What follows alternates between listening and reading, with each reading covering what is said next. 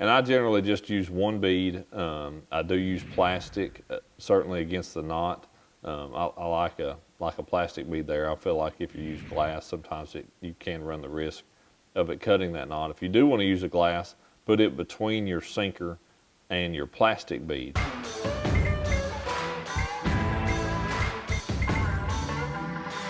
All right, everybody, welcome back to Pick Two More for this month of May, and to go along with the technique of the month of this, for this time of year, I picked a couple baits that are definitely, I'd say, outside of the norm, or certainly what people think of the norm for May fishing, because sometimes, man, May, you get weird stuff happening. You get, maybe you'll get cold fronts that come in kind of late in the year, and backfish that we're moving out, those fish don't move out quite as deep or as quickly as they should have, or fish that are, you've still got a late wave of spawners maybe or something going on. Fishing can just be kind of odd during this time. It's not June when those fish are, deep, grouped up, post-spawn, doing their thing, but it's also not March or April anymore when those fish are pre-spawn or they're actually spawning. So,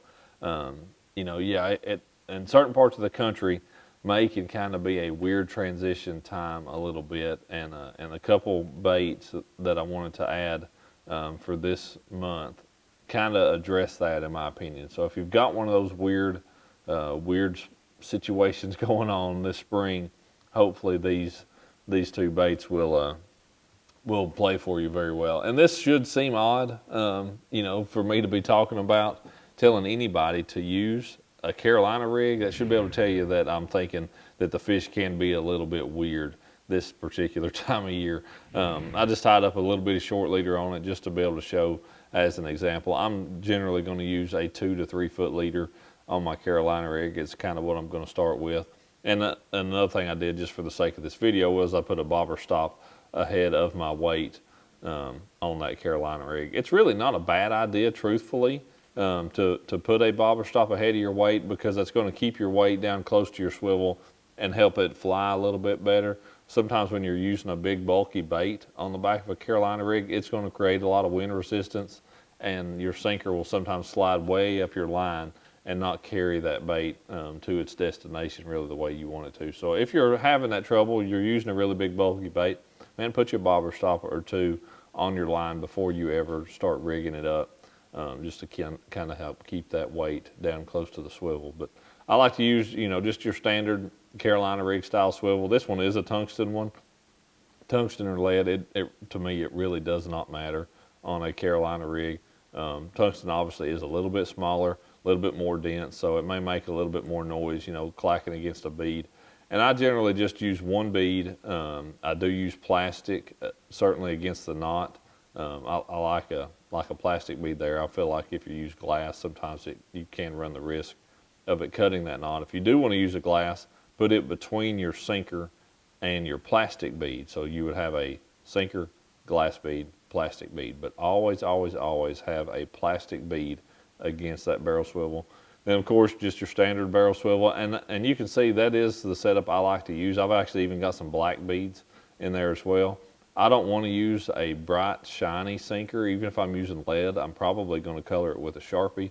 I know people who use a Carolina rig a lot with a bright, shiny sinker, and that just seems like a very bad idea to me, because it's something that's going to catch that fish's attention and possibly the fish bite your sinker. You know what you don't have on your sinker is a hook. So if a fish bites that, you have no chance of catching him. So me personally, I like to use a dark colored sinker if I'm using a Carolina rig.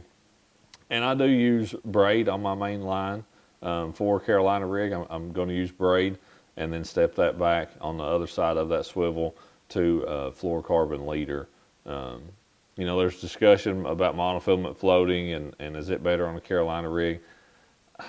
I don't know that it makes that big of a difference. So for me, I'm going to use fluorocarbon. I've caught a lot of fish that way with the Carolina rig. But then going back to the bait on there, this time of year, being May, being that a lot of these fish are, maybe you're throwing this in a place where you think fish are spawning, but certainly where fish are post-spawn, and they're, you know, kind of recuperating, I like to throw a big bulky bait. If I'm gonna throw a Carolina rig, most of the time it's gonna have a pretty big bulky bait on the back of it. And I like something with a lot of appendages like this. That's a Bass Pro crack crawl, kind of a lizard or creature style bait, you know, appearance to that.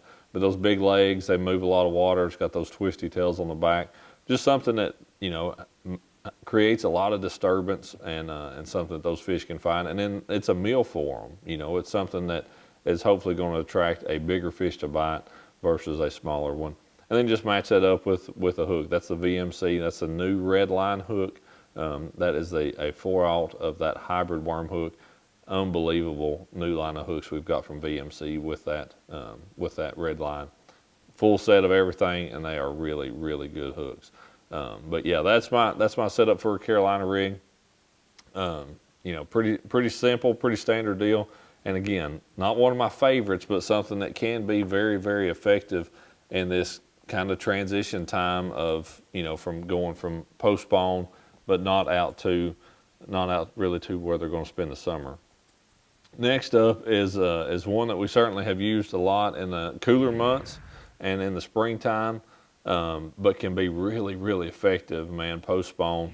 You know, I think one reason for that, maybe you've got some shad spawn still lingering on, and a lot of the baits I talked about last year were really geared up around that shad spawn, and that's something that is a fantastic way to catch them, but it is very short-lived.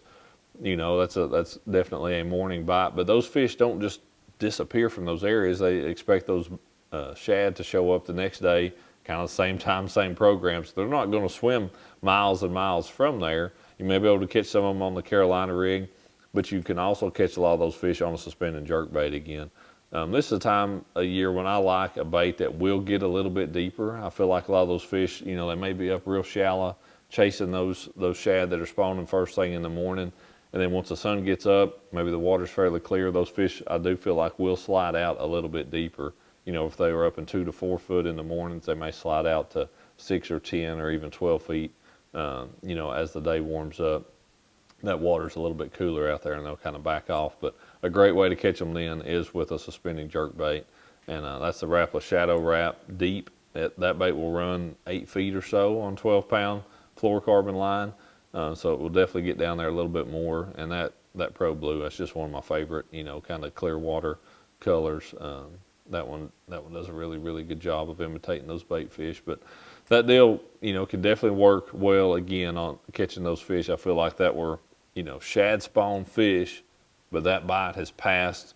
Those fish have slid out a little bit, and you can slide out there with them with that jerk bait and kind of pick those fish up. That gives you a 1-2 punch as well. That gives you something that you can fish throughout the water column. You know, something that you can fish from, you know, you can fish from 4 or 5 feet deep down to 8 or 10, and then you've got the Carolina rig that'll work from nothing to as deep as you want to fish it. You know, that really gives you a couple of options during this time of year to be able to cover all the water available to you where those fish could be set up. So hopefully that works for you, and we'll see you out there in the water. Send me a picture of a big one.